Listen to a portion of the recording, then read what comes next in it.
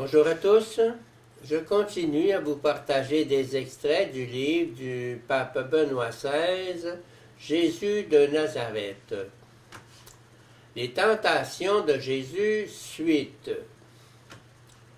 Venons-en maintenant à la troisième et dernière tentation, point culminant de tout le récit. Le diable lui offre la domination du monde.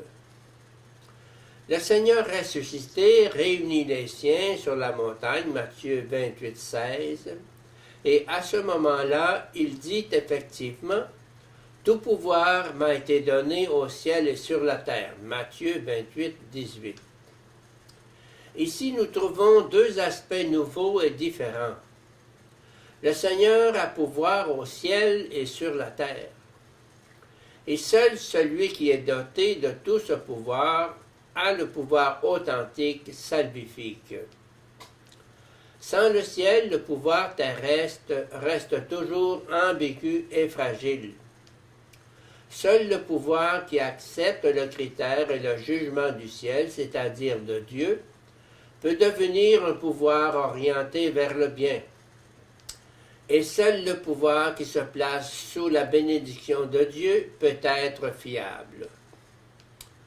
À cela s'ajoute encore un autre aspect.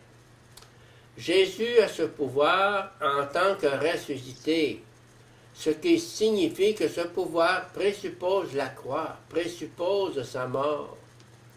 Il présuppose l'autre montagne, le Golgotha, où il meurt, suspendu à la croix, moqué par les hommes et abandonné des siens. Dans le récit de la Passion du Seigneur, Pilate fait choisir entre Jésus et Barabbas, une sorte de combattant de la résistance. Barabbas avait participé à une émeute, Marc 15, 7. Et dans ce contexte, il était en outre accusé de meurtre, Luc 23, 19, 25.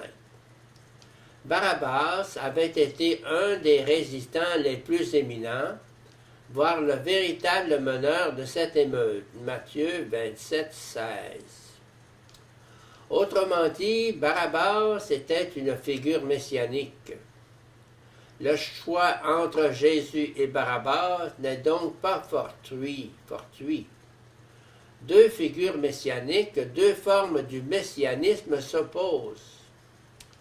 Barabbas signifie fils du Père.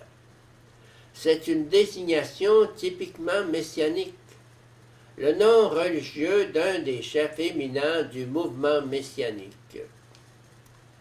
Dans beaucoup de manuscrits des évangiles jusqu'au IIIe siècle, l'homme en question s'appelait Jésus Barabbas, Jésus fils du Père.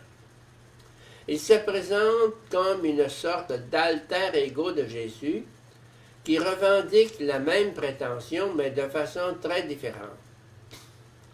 Le choix est donc entre un Messie qui est à la tête d'un combat, qui promet la liberté et son propre royaume, et ce mystérieux Jésus qui proclame de se perdre lui-même pour trouver le chemin vers la vie.